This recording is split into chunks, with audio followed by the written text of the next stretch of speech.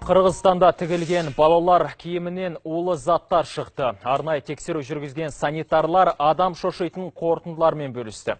Бүлдіршіндерге арналған заттардан аса қауіпті газ, формальдегид анықталған. Олар жамылғы, күртелер, жейделер мен белдемшелер, тіпті жаңа туған нәрестелерге арналған киімдерден анықталған.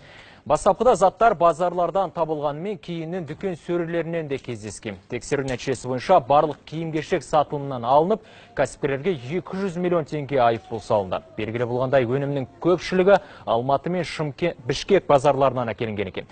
Ал ондай киімді ұзақ уақыт кию адам ағзасына орасан нұқсан келтіреді дейді мамандар. Детская одежда.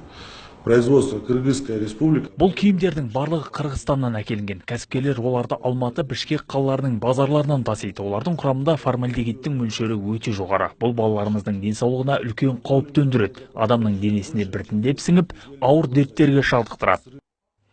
Алайда қаншама өнімнің халық арасында тарап кеткені белгісіз. Сондықтан санитарлық дәрігерлер дүкеннен киім сатып алар кезде сапа сертификатын көрсетуді талап етіп, тауардың құрамы мен таңбалануына назар аударуға кеңес береді.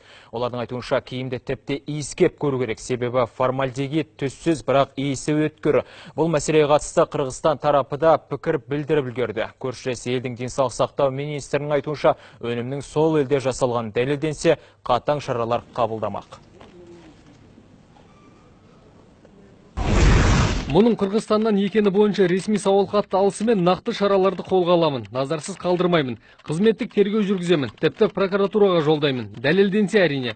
Бірінші ол Қырғызстанда жасалды ма, әлде біздің ел арқылы шетелден жеткізілді ме, соны анықтау керек. Мәселе балалардың денсаулығына қатысты болып отыр, ал оған көзқарас бүкіл әлемде бірдей болу керек. Елімізде технологияны сақтамайтын фабрикалар болса, міндетті түрде жабу қажет. Талантбек Батыралиев, Қырғыз Республикасының денсаулық сақтау министрі.